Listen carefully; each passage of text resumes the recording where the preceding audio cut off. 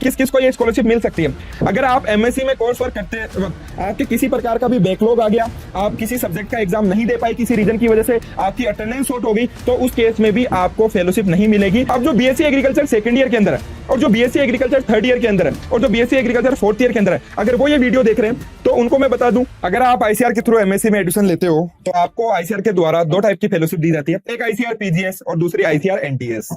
नमस्कार साथियों, स्वागत है आप सभी का एक बार फिर से आईआरआई वाला यूट्यूब चैनल पर। मैं रोहित चौधरी और आज आपको बताने वाला हूं इन डिटेल आईसीआर पीजीएस और आईसीआर एनटीएस स्कॉलरशिप के बारे में।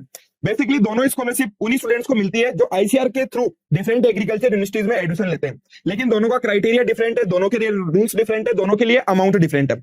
आईसीआर पीजीएस स्कॉलरशिप के अंदर लिमिटेड सीट होती है और ये केवल उन्हीं स्टूडेंट्स को मिलती है जो अपने सब्जेक्ट ग्रुप के अंदर टॉप रैंक लेकर आते हैं। इसके अंदर नंबर ऑफ सीट फिक्स है, उनकी ऑलरेडी हम बातचीत कर चुके हैं कंप्लीट वीडियो के अंदर, जिसमें हमने बताया था कि कौन से सब्जेक्ट ग्रुप के अंदर कितनी हमारी फेलोशिप है और उनको किस प्रकार से कैटेगरी वाइज और सब्जेक्ट ग्रुप वाइज डिवाइड किया गया है। आज हम केवल बातचीत करने वाले हैं दोनों फेलोशिप के अंदर क्या डिफरेंस है, कितना अमाउंट आपको मिलता है अगर आप आईसीआर पीजी स्कॉलरशिप के थ्रू एमएससी करोगे, अगर आप आईसीआर एनटीएस स्कॉलरशिप के थ्रू एमएससी करोगे। ऑलराइट, सो इसके लिए कंप्लीट टेबल हमने तैयार किया, वन बाय वन एक एक पॉइंट की हम बातचीत करेंगे। सबसे पहले बातचीत करते हैं भाई पैसा, अमाउंट कितना है। तो अमाउंट की अगर हम बातचीत करते हैं तो आईसीआर पीजी स्कॉलरशिप के अंदर आपको पर मंथ 12,640 रुपए मिलते हैं और इसके साथ साथ एक साल में एडिशनल 6,000 रुपए भी मिलते हैं। ये मिलते हैं आपको एज ए कंटीजेंसी ग्रांट।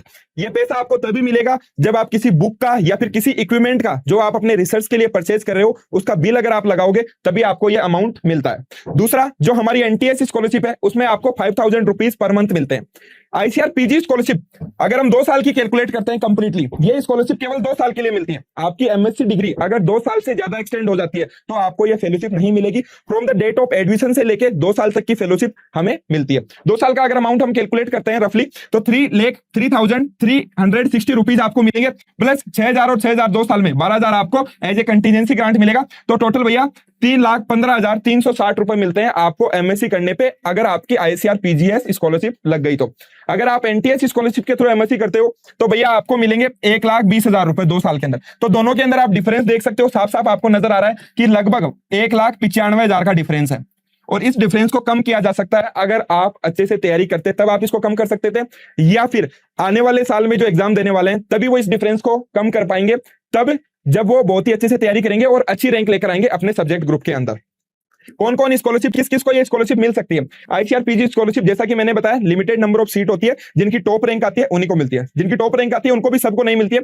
इसके अंदर भी स्पेशल रिजर्वेशन होता है हमारा। अगर हम बात करते हैं एससी एसटी कैटेगरी, उसके लिए भी रिजर्व की गई है कि इतनी परसेंटेज सीट जो है नंबर ऑफ टोटल सीट में से वो एससी और एसटी से जो बिलोंग करते हैं उनको मिलेगी। पीडब्ल्यूडी के लिए भी 5% सीट हमारी रिजर्व की गई है। वहीं पे एनटीएस स्कॉलरशिप उन सभी स्टूडेंट्स को मिलेगी जिनको पीजीएस स्कॉलरशिप नहीं मिलेगी, जिनकी टॉप रैंक नहीं आती है उनको एनटीएस स्कॉलरशिप मिलती है। लेकिन उसके लिए एक बहुत ही इंपॉर्टेंट शर्त है, वो रूल ये है कि ये स्कॉलरशिप आपको तभी मिलती है eligible candidate admitted outside their domicile state.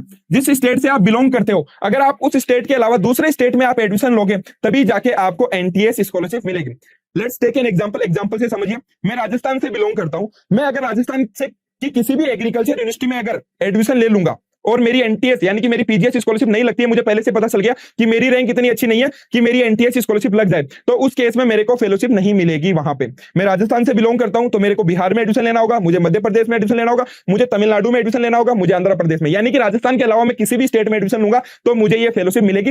लेकिन डोमिसाइल स्टेट के अंदर ये फेलोशिप नहीं मिलती है। अब इसमें कुछ जो डाउट्स हमारे पास आते हैं उनमें से कि सर मैं बिलोंग तो राजस्थान से करता हूं या करती हूं, लेकिन हम 15 साल से मध्य प्रदेश में रह रहे हैं, तो क्या मैं मध्य प्रदेश में एडमिशन लूंगी या लूंगा तो क्या मुझे फेलोशिप मिलेगी? बिल्कुल मिलेगी। जो आपके पास सर्टिफिकेट है उस सर्टिफिकेट में जिस स्टेट का नाम लिखा हुआ है उस स्टेट में आप एडमिशन नहीं ले सकते।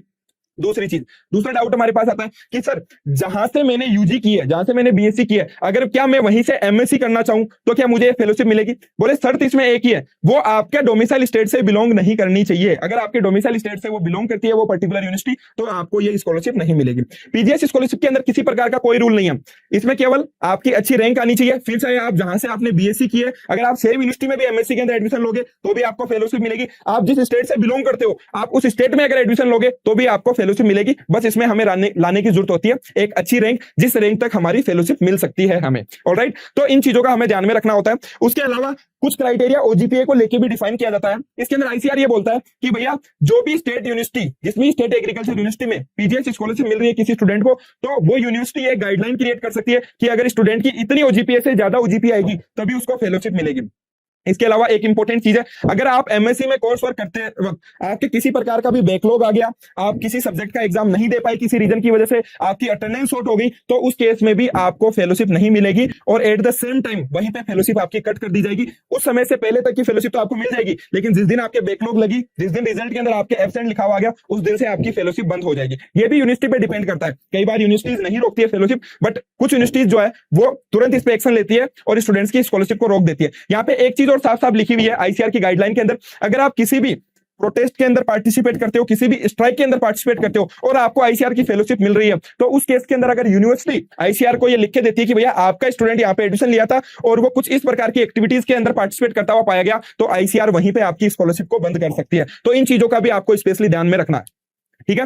एनटीएस स्कॉलरशिप के लिए जरूर एक आईसीआर की जो हमारा नोटिफिकेशन होता है उसमें साफ साफ ये लाइन लिखी हुई है कि एनटीएस स्कॉलरशिप आपको तभी मिलेगी जब आपकी मिनिमम ओजीपी आप मेंटेन रखोगे 7 आउट ऑफ 10 आपकी 7 से ऊपर रहेगी, तभी आपको ये स्कॉलरशिप मिलेगी। लेकिन इसमें एससी और एसटी कैटेगरी के लिए रिलैक्सेशन दिया गया है, वहां पे आपको ये फेलोशिप मिल जाएगी जब आपकी ओजीपी 6.5 से ज्यादा होगी। तो जिस दिन से फेलोशिप लेटर आ जाए यही मत समझना कि आपको फेलोशिप मिलेगी 2 साल, नहीं भैया, ये जो मिनिमम परसेंटेज है, मिनिमम जो ओजीपीए है वो भी आपको मेंटेन करनी होगी। अगर आप इसको मेंटेन करोगे तभी जाके आपको फेलोशिप मिलने वाली है। अब ये फेलोशिप आपको पता कैसे चलेगा कि आईसीआर पीजीएस स्कॉलरशिप आपको मिल रही है या आईसीआर एनटीएस स्कॉलरशिप मिलने वाली है?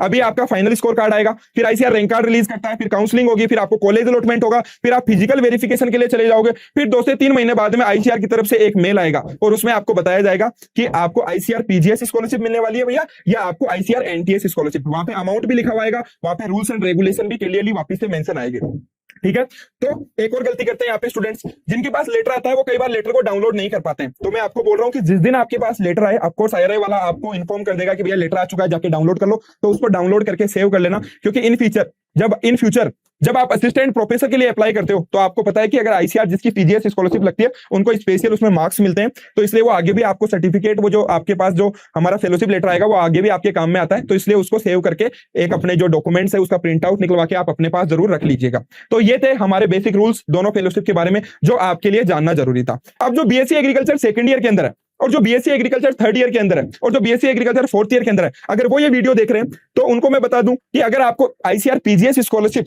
के साथ क्वालिफाई करना है, एमएससी करना है, तो आपको एक सब्जेक्ट ग्रुप चूज करना होगा। उस सब्जेक्ट ग्रुप के अंदर आपको अच्छे से तैयारी करनी होगी, उसकी जितनी भी रेफरेंस बुक्स है आपको बहुत अच्छे से पढ़ना होगा, तभी जाके आपको फेलोशिप मिलने वाली है। इस बार की अगर हम बातचीत करते हैं प्लांट साइंस के अंदर मोर देन 100 स्टूडेंट्स ने स्कोर कर दिया 400 प्लस।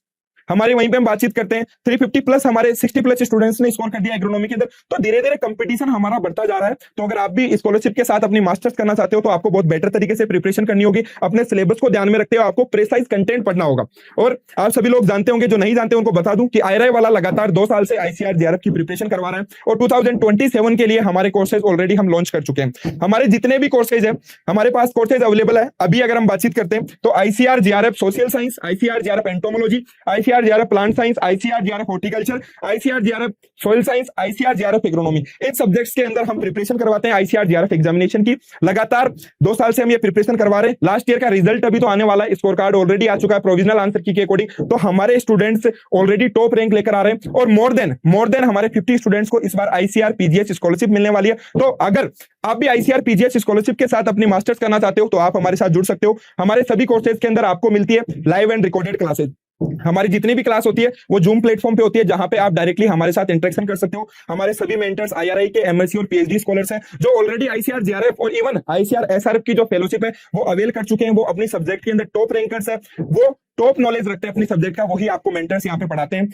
लाइव क्लास होने के बाद में सेम क्लास रिकॉर्डेड अवेलेबल हो जाती है हमारे एप्लीकेशन और हमारी वेबसाइट पे। उसके बाद में जो भी कंटेंट आपको पढ़ाया जाता है पीपीटी की फॉर्म में, वो कंटेंट पीडीएफ की फॉर्म में प्रोवाइड कराया जाता है एप्लीकेशन पे, ताकि आप उसको बाद में रिवाइज कर सको। उसके अलावा जैसे एक वीक कंप्लीट होता है तो असेसमेंट होना जरूरी है ना तैयारी के साथ साथ, तो हम वीकली मॉक टेस्ट कंडक्ट करवाते हैं, जिससे कि आप अपने आप को असेस कर सकते हो कि भाई मैं जो पढ़ रहा हूँ वो काम में भी आ रहा है नहीं, मैं क्या क्वेश्चन सोल्व कर पा रहा हूँ या नहीं कर पा रहा हूँ। जैसे एक टॉपिक कंप्लीट होता है हम टॉपिक वाइज टेस्ट करवाते हैं। जब आपकी एग्जामिनेशन आपके नियर बाय होगी तो उस टाइम पे हम फुल लेंथ टेस्ट कंडक्ट करवाते हैं ताकि आप अपनी तैयारी बेटर कर सको।